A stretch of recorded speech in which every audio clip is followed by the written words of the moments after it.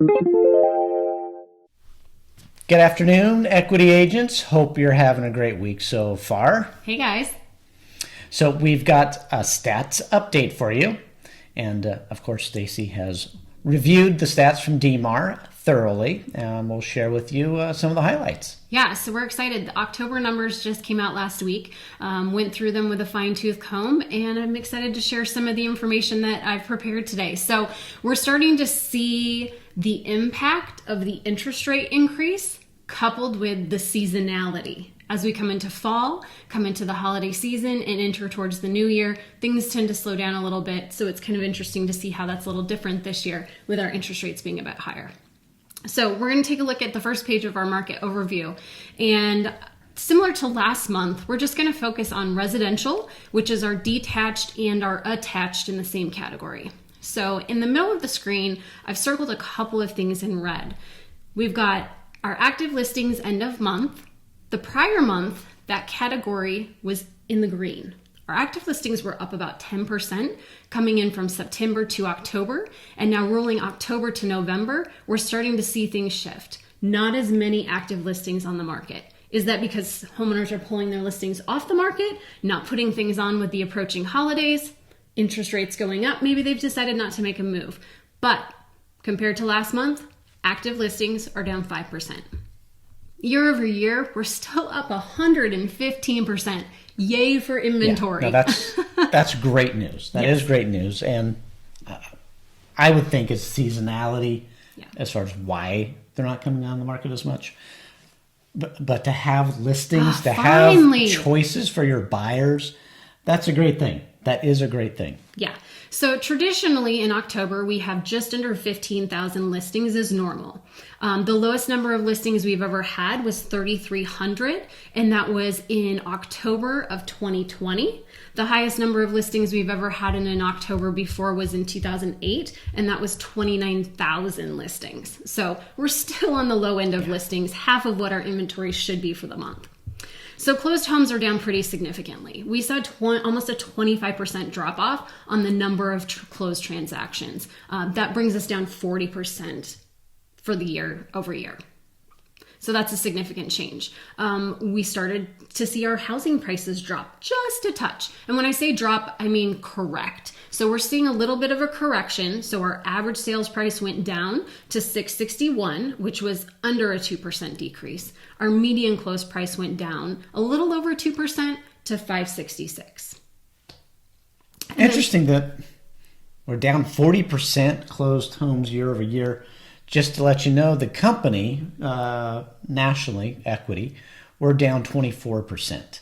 I think our office is right around that 20%. So we're faring better than the 40%. So you guys are doing a good job at closing deals, but that's interesting that overall it's 40% and we're only feeling the 20%. Exactly. So our average days on the market ticked up just a touch. We're now at about 28 days before the property goes into a pending status in the MLS. That's up 7% compared to the previous month, so in a 30-day period, and up 100% compared to this time last year.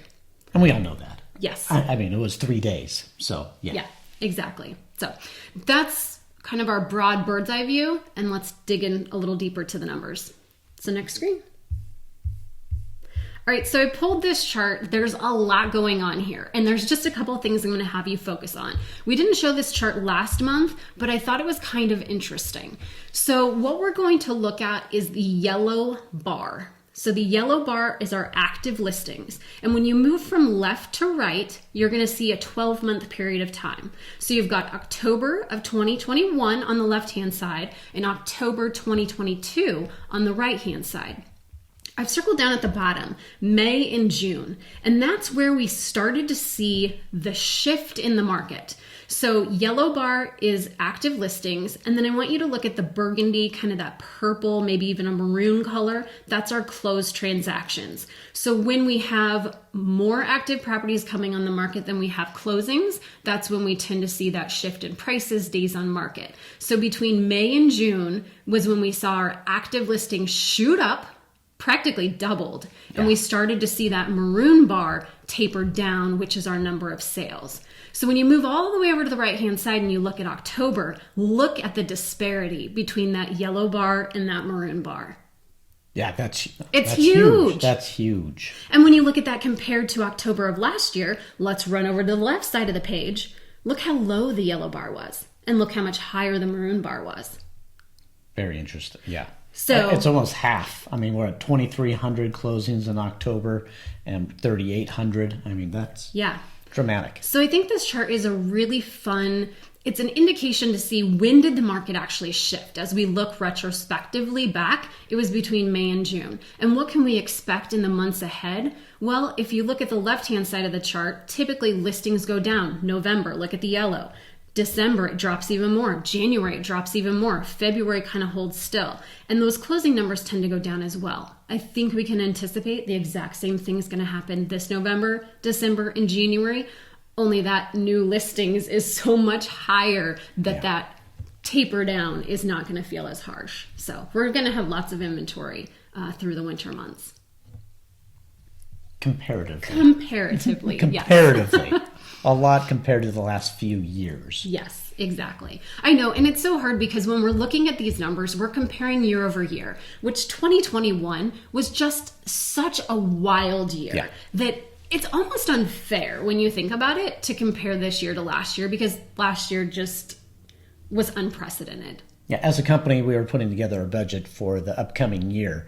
And we're kind of looking back to 2019 is what we're comparing. Because 2020, picture. 2021, that was just an anomaly of life. So we're thinking that 2019 might be a good gauge for us to go off. But, you know, it's kind of unprecedented to go from 3% interest rates to 7% interest rates.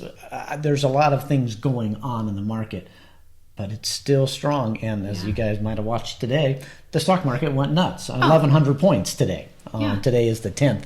If you're watching this, I'm not sure when you're watching it, but we're recording this on the 10th. So a lot of things happening out there. Yeah, and just to kind of piggyback what you were saying on interest rates, that was another statistic that I wanted to share with you guys that I had written down for a little bit later, but we might as well weave it in now.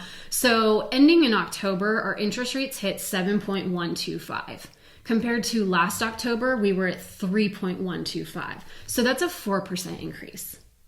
I mean, that's pretty significant. It's hard to even compare. It's not apples to apples. It's not by any means. So this next chart that we're going to take a look at is going to be our median closed price. And I just wanted you guys to kind of see the difference between where we were last year as compared to where we were this year. And this is such a good chart to show first-time home buyers, renters. Even though we are seeing a little bit of a correction and affordability it's so hard right now with the way prices are and interest rates are. But if you look back at what we were at last year, I mean, we're talking $40,000 worth of price increases over a 12-month period of time. So we're now at $622 for the median price. Last year we were at $584. That's for single family. Our condos and townhomes are now at $405. Last year they were at $375. So for those that are waiting for the market to change, the prices to go down, we can't read a crystal ball, but I would think the surge in growth is definitely going to slow. But are we going to see some kind of a crash? Are we going to see dramatic price decreases? I don't think so. And most of the economists that you've listened to locally are saying that's not happening. Yeah, and we'll go through a few stats and share our opinions on why we don't think that. And opinions being based upon true facts, accurate numbers, and reality, not just projections. So our average close price is always fun to take a look at. Single family, $738,000 will buy you the average home in Denver, Colorado. Last year that was $684,000. So that's a pretty significant difference. Condos and townhomes, $479,000 compared to $440,000 last year. So days on market, this is where we get to see our single family versus our condo and townhome. They're riding neck and neck. 25 days on the market for our condos and townhomes, 29 days on the market for our single family. But it's just always fun to see that chart as compared to last year. We've doubled our days on market. We were at 14 and 15 last October. which is still good. It's We're under it's 30 still days. great, and we're not getting as many phone calls now with people No. with you saying, "What do I do?" What's going on? It takes a little more time. Price it well, stage it well, and give it a little more time. Yeah. And we are still seeing multiple offers, but only on the properties that are priced extremely competitively to start. We're starting to see realtors using the tactic of underpricing rather than saying, Mr. Seller, the market value of your home is X. Let's list it here and hope we get a full price offer. And if not, we're going to reduce down to this in the first 7 days. It's Mr. Seller, let's price it slightly below market so we can get a ton of activity, get multiple offers, and probably bid it up to what we could have listed at market value. So we are seeing some of those strategies play out right now. I love this chart, even though there's a lot of numbers on here. I only circled 3 things. This is our data snapshot. It's our month over month and year over year comparison. So we've got October, we've got prior month, and we've got a year ago. Days on market, MLS, average, 28, compared to last month, 26, compared to a year ago, 14. Median days, 17, 16, and 5. But what I really like is this close to list price. This lets us know where we're really at for those pricing strategies with your seller. A year ago, we were 101% of list price when a property went under contract and closed. Last month, we were at 98.88. We're still hanging in there at that 98.72. So sellers need to expect they won't be getting those full price or over asking price offers. They are going to have to negotiate a little bit. And this chart really shows that trend. So we're hanging in there strong. 98% of asking price is fantastic. That's great. It really is. That doesn't really put in the numbers that they maybe do some inspection items before they're take it as is. Now we are definitely seeing negotiating inspection, concessions. Mm-hmm. So yeah, there's some room, which is that's healthy. that's good. Yeah, that's good. Exactly. So I really like keeping an eye on that. And then this was a really fun chart to throw in. I didn't do this last month, but what I wanted you guys to be able to see is this is our October data over the course of 4 years. And so it's really fun to see where were home values back in 2018. Look at this, closed average price on the right-hand side of the screen, $475. And then it really didn't make a significant change from October 2018 to October 2019. We went to $486, and then $521 in 2020, and then $609 in 2021, and then $684 in 2022. If you did not get on the train as a first-time home buyer in 2018 and bought a property, got in at a 3% interest rate, and now you're trying to get into the market now, look at that significant difference. And I can guarantee we had people back in 2018 saying, I'll get in the market when it's not quite as strong. Yep. Because it was strong in 17, in 16, in 15. We've got to be on the cusp of it transitioning. That 3-year cycle is bound to hit. And it didn't. It didn't. So this is a really good chart for you guys to use, especially like I said, with those first-time home buyers or just anybody, even repeat home buyers that are saying, I think I want to wait a couple of years. I think I want to save a little more money for a down payment and maybe I try again in a year. Well, let's just look historically at what real estate's been doing over the last 4 years. And not that that information is going to be exactly what it's going to look like next year, but we can see that home prices continue to go up. So that's a fun one. This time I threw in another chart, which I thought would be really helpful. Those of you that are putting new listings on the market, just to kind of gain a realistic perspective of what showings look like. So on the far left-hand side of the screen, this is the change from the first week of the year. So we start at 0. This gold-colored line is going to be 2022, so this year, in our showings from January to current. We've got kind of a darker navy blue line, and that's 2021. And then we've got our COVID line of 2020, which you can see the big March to April dip when we weren't allowed to show houses. See how it does this massive drop. But what we're going to look at is that yellow colored kind of gold line. So compared to January, beginning of the year, our showings are down 45%.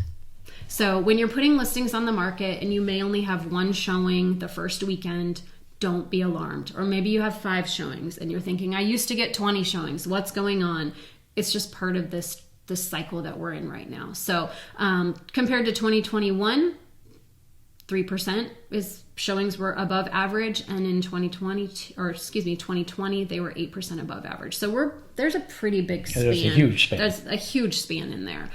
We're down 40% in closings. Yeah. So yeah, I mean, you would expect showings, everything dramatically down. To be down. So these are all normal numbers, nothing out of the ordinary. But again, as you watch those lines from the previous years and how they move to the right-hand side of the screen, they do continue to dip. You see the dip at Thanksgiving, you see the dip towards Christmas, New Year's, end of the year. So we're going to expect that gold line to do the same, which means we're probably going to be in that 50, 55 down, 60% down with showing. So be strategic on when you're putting your homes on the market over the next couple of months. So yeah, great information. Good stats. Know your stats. DMAR, Smedra, they've got great information. So yeah, hope you found this valuable, and we'll do it again next month. have a wonderful rest of your week. See you guys. Thanks, guys.